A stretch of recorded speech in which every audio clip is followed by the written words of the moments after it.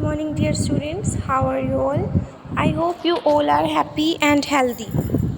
Dear students, in today's video, I'm going to explain the question answers of chapter 2, The Night the Roof Blew Off. Okay, the first question is, which lines in the story suggest that the building in which the author lived was a strong? कौन सी line जो chapter में ये बताती है, ये दर्शाती है कि जिस बिल्डिंग में ऑथर रह रहा था वो एक मजबूत बिल्डिंग थी? Lines that suggest that the building in which the author lived was strong are the following. जो लाइन ये दर्शाती है वो है, the old building in which I live has for over 100 years. जिस पुरानी बिल्डिंग में मैं रहता था वो लगभग 100 साल पुरानी है. Received the Brunt of the wind. इसने हवा के तेज़ से तेज़ झोंकों को सहन किया है. And the rain as they sweep across the hills from the east.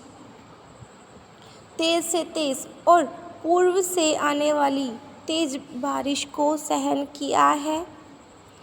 पहाड़ों तक को, चट्टानों तक को हिला देने वाली तेज बारिश को सहन किया है. We had lived in the building for over 10 years without any untoward happening. और हम इस बिल्डिंग में किसी भी अप्रिय हैपनिंग के बिना लगभग कितने सालों से रह रहे थे? 10 सालों से रह रहे थे. मतलब कोई भी अनहोनी घटना नहीं हुई थी जब से हम इस बिल्डिंग में रह रहे थे. It had even taken the shock of an earthquake without sustaining any major damage. और यहाँ तक कि इसने एक तेज भूकंप झटके को भी सहन किया है, लेकिन फिर भी इसमें कोई मेजर डैमेज नहीं हुआ. Question number 2, whom did the author live with? Author किसके साथ रहता था? The author lived with his adopted family of 3 children and their parents on the top floor of a 3-story building.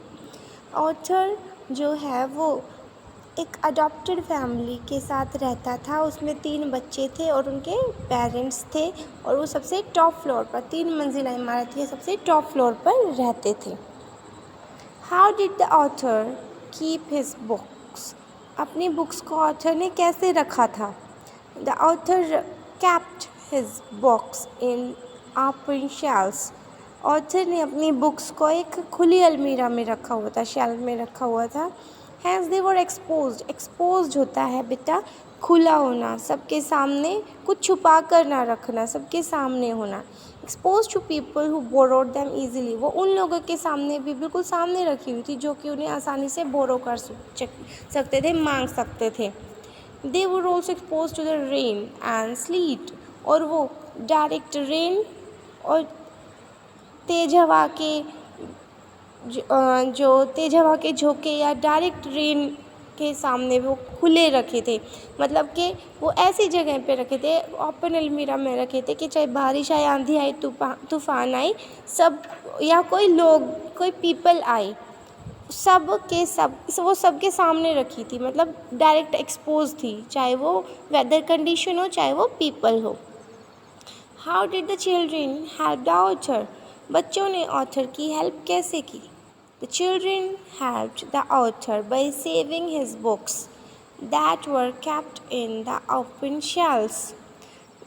बच्चों ने कैसे help की? उसकी बुक्स को बचाकर, जो कि कहाँ रखी हुई थी? खुली अलमीरा में रखी हुई थी और खुली शेल्फ पर रखी हुई थी. उनको बचाकर बच्चों ने राइटर की हेल्प की. They picked up armfuls of books. उन्होंने बुक्स को उठाकर अपने हाथों में and carried them to their room. और उनको अपने रूम में लेकर गए. एंड पाइल्ड होता है ढेर लगाना. Them on the beds. उनको बेड पर ढेर लगा दिया. And their room was relatively dry even though the floor was wet. और जो घर था उसका फ्लोर बिल्कुल गीला हो चुका था. गीला मतलब पानी भर चुका था. और सिर्फ उनका जो रूम था वही सेफ था फ्लोर की बजाय. ठीक है, जो उनके रूम ही एक ऐसा कोना था which was the driest corner in the house. The children room was the driest corner in the house. So the author decided to keep his book in the children's room. Okay, why did the house become a safer place after the lights went out? Lights के जाने के बाद जो घर था वो एक सुरक्षित जगह कैसे बन गया था? Water splash along a damaged electric wire and caused sparks. जो एक डैमेज मतलब कि टूटी हुई जो इलेक्ट्रिक तार थी उसमें पानी चला गया था और क्या कर रहा था, उसमें से चिंगारी निकल रही थी, स्पार्क्स हो रहे थे. This was a dangerous situation since the floor of the house were wait. Floors of the house were wait. ये सच्ची में एक डेंजरस सिचुएशन थी, बहुत मुश्किल सिचुएशन थी, क्योंकि जो घर के फ्लोर्स थे वो गीले थे, पानी भरा हुआ था. It could have caused electrocution, और सारे घर में करंट फैल सकता था अगर लाइट होती तो, क्योंकि वायर भी टूटी हुई थी, घर में क्या था, पानी भरा हुआ था.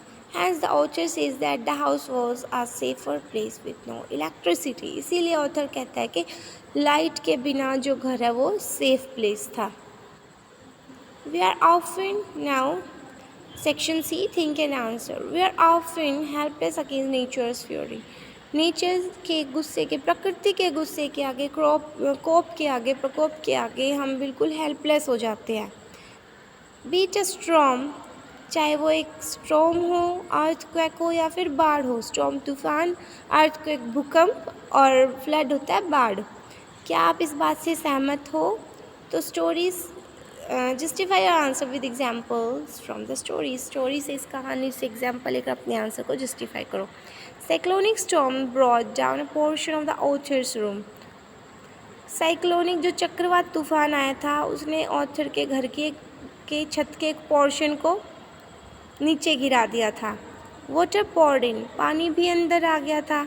Making it impossible to stay in bed, और बेड अब ऑथर को लग रहा था कि अब वो बेड में नहीं बैठ सकता, वो रेस्ट नहीं कर सकता था. Author and children of the adopted family had to move about on the wet floors, और वो गीले फ्लोर्स पर, पानी भरा हुआ था उन फ्लोर्स पर, उन्हीं में ही उठे. And trying to rescue the author's possessions. Possessions होता है बिलोंगिंग्स, जो सामान था, और राइटर के सामान को रेस्क्यू, बचाने की कोशिश करने लगे. Later the author and his adopted family were forced to sit in the dark, और बाद में वो अंधेरे में ही, बेटा ये मिसप्रिंट हो रखा है, it is WERE, were forced to sit in the dark, और फिर उन्हें अंधेरे में बैठने के लिए मजबूर होना पड़ा. हडल्ड, इकट्ठा होना, in blankets in the driest corner of the children's room, waiting for the storm to blow over, और वो सारे एक ही कमरे में ब्लैंकेट में बैठ गए थे, चिल्ड्रंस रूम में बैठ गए थे, स्टॉर्म के जाने का, तूफान के जाने का वेट कर रहे थे. There was nothing the author और the family could do to prevent the damage और स्टॉप द स्टॉर्म. इस तूफान को रोकने के लिए, इस नुकसान को रोकने के लिए ऐसा कुछ नहीं था जिसको राइटर या जो अडॉप्टेड फैमिली है वो अब कर सकते थे. They were helpless before the nature. Okay, so I hope you understood the question answers of the chapter. Okay.